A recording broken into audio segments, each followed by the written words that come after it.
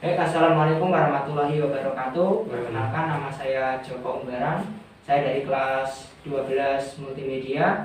Di kesempatan pada pagi kali ini saya akan mewawancarai yaitu salah satu guru BK, bimbingan kos atau yang lebih dikenal bimbingan konseling. Baiklah, kita langsung saja. Halo Ibu, selamat pagi. Ya, selamat pagi. Boleh memperkenalkan dirinya terlebih dahulu, silakan.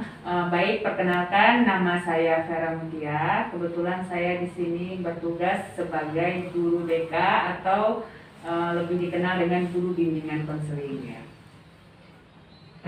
Baik, kami mau bertanya mengenai pengalaman-pengalaman Ibu yang ada di SMK 11 ini ketika Ibu menjadi guru BK. Oh ya. Baik, Saudara Joko, pengalaman saya selama menjadi guru BK di SMK 11 Muaro Jambi ini sangat berkesan. Kenapa saya katakan sangat berkesan? Karena impian saya dari dulu adalah memang ingin menjadi seorang guru. Tapi pada saat itu saya belum terpikir untuk menjadi guru BK.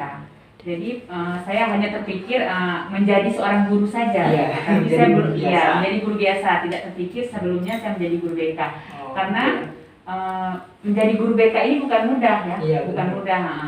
Kalau menurut saya sangat penuh dengan tantangan gitu. Sangat penuh tantangan. Kenapa saya katakan penuh tantangan? Karena kalau kita menjadi guru BK ini tantangannya itu banyak. Anak yang bermasalah. Anak yang bermasalah ini bukan hanya anak yang kategori bandel, tetapi anak yang pintar itu juga bisa masuk dalam kategori masalah. Bisa jadi itu dalam masalah keluarganya, intern dari dalam dirinya gitu. Oh gitu ya Bu ya. Iya.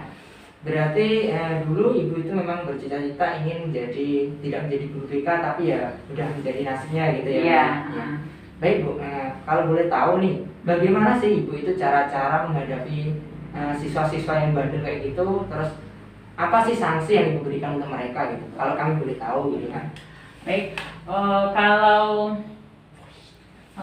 sanksi atau cara mengatasi anak yang bermasalah, kalau cara mengatasi anak bermasalah itu banyak ya Joko ya.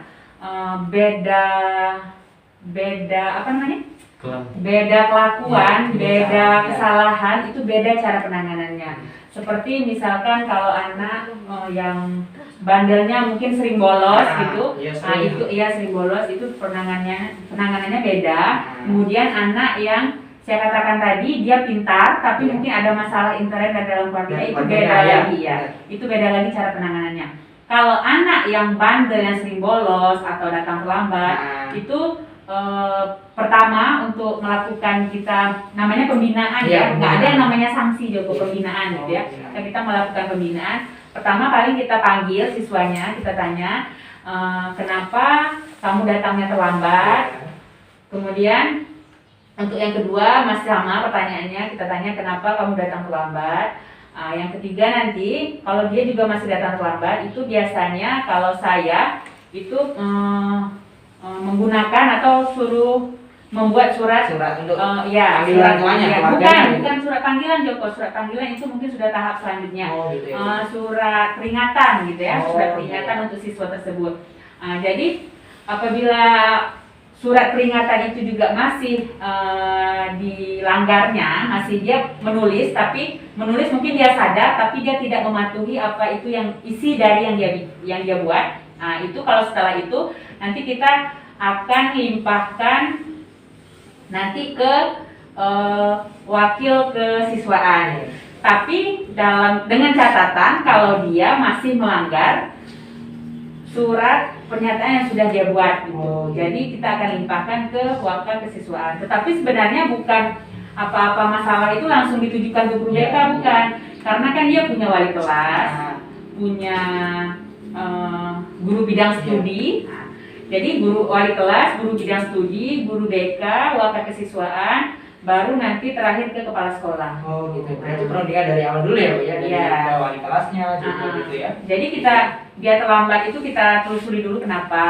Nanti kita bikin surat perjanjian. Kalau misalkan surat perjanjiannya saya ini Bu terlambat bantu orang tua gitu. Jadi istilahnya saya sebagai guru BK hanya bisa misalnya memberi masukan, memberi saran. Yang terbaik lah. Iya, misalkan ya.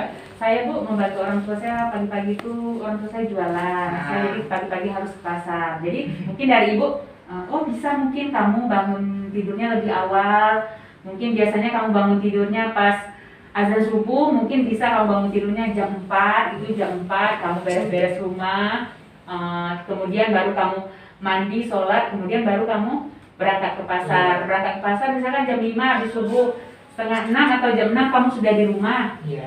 Nah, jadi nanti kamu tepat datang ke sekolahnya pas jam misalkan jam 7.15 karena kita sekolah kita SMK 11 ini masuknya jam 7.30 dari 7.30. Jadi seperti itu Joko cara penanganannya untuk yang siswa yang sering terlambat. Kemudian kalau untuk siswa yang kategori pintar tapi mungkin dia ada masalah intern dalam keluarganya, misalkan mungkin kurang kasih sayang, kurang perhatian, itu lain lagi penanganan Joko. Itu biasanya kalau saya kita ngobrol berdua atau melakukan konseling gitu kan, kita gali kenapa orang tua, kenapa dia merasa dia itu kurang perhatian, orang tua itu kenapa, kita tanya, kita selusuri dulu dari awal dari awalnya.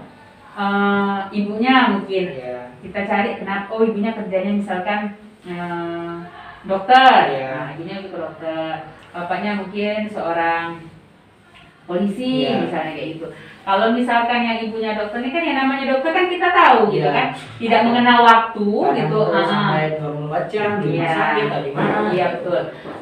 Misalkan di telepon ibu, ini ada pasien nih jam sekian, nggak tentu itu, nggak mesti itu pagi, nggak mesti siang, atau nggak mesti malam gitu kan. Jadi setiap saat di telepon. Mungkin sang anak ini mungkin merasa dia ini mungkin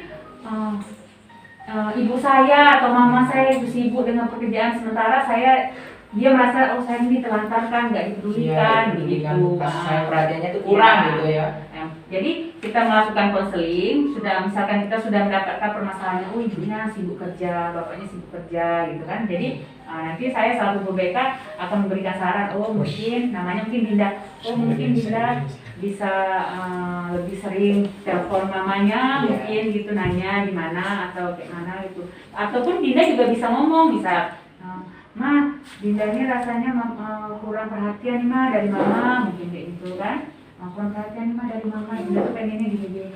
Otomatis kan sang orang tua nggak mungkin ya kan Joko, membiarkan anaknya mungkin, oh iya maaf, nanti pasti ujung-ujungnya kan orang tuanya, oh iya aku nih ngerasa anak aku nih ketelantarkan, aku sibuk dengan kerja. Sementara kan orang tua itu kan kerja kan memang untuk anak. Iya, memang untuk anak, tapi ya memang harus ada waktu lah gitu. Waktu untuk kasih sayangnya, perhatiannya, terus juga untuk nasihatinnya itu perlu juga itu. Karena kan cinta orang tua ini kan bukan hanya sebatas dari materi ya.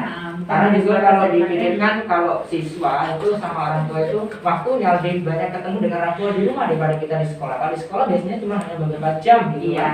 Itu pun hanya mulai biasanya kita masuk jam berapa? Jam 7.30. Nah, 7.30 kita pulang jam berapa itu biasanya? Ya kalau biasanya kita pulangnya jam 2:30. Kalau normalnya 2:30. Ini waktu pandemi ya, kita cepet gitu ya itu. Ya memang perlu lah gitu Bu untuk kasih sayangnya itu memang perlu bagi siswa-siswa seperti itu kan. Lanjut kasihan juga gitu kan.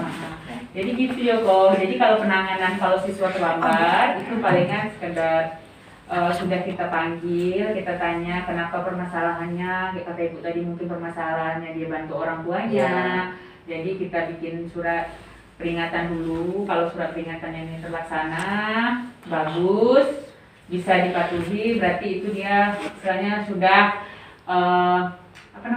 bisa mendengarkan saran dari saya selaku guru BK.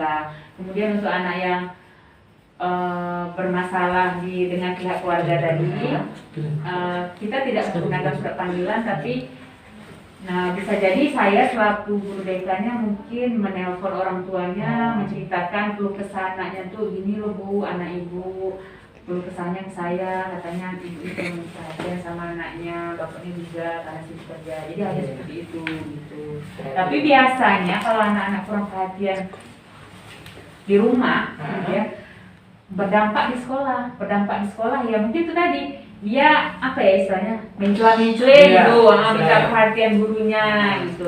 Biasanya seperti itu gitu. Tapi nggak menutup kemungkinan juga yang bermasalah dengan keluarga, dia akan berlaku atau misalkan dia mencari kesibukan sendiri di luar rumah gitu. Bisa jadi dia nanti bisa ikut-ikutan belakang juga, Iya. ikut-ikutan ugal-ugalan, Iya, minggat, biasa. cari tempat yang rame, misalnya Iya, teman atau apa gitu yang lebih perhatian ke dia. Biasanya Karena seperti di itu. rumah dia lagi suntuk, ya gitu bisa. Iya, biasanya seperti itu. Ugal-ugalan seperti teman-temannya kemana-mana gitu ya. Iya. Oh jadi ya itulah pengalaman Ibu ya selama menjadi guru BK di Iya. SMK ini. Nah, baiklah Bu, terima kasih sudah memberikan waktunya untuk berwawancara dengan saya Ya. dan mengenai pengalaman perkembangan Ibu selama menjadi guru BK di SMK ini. Nah, baiklah, terima kasih. Terima kasih. Nah, itu tadilah salah satu pengalaman guru BK yaitu Ibu Vera yang ada di SMK Negeri 11 Muaro Jambi ini mengenai perkembangannya menghadapi cara siswa-siswi yang bermasalah di SMK ini. Mudah-mudahan bisa bermanfaat bagi teman-teman dan kita semua.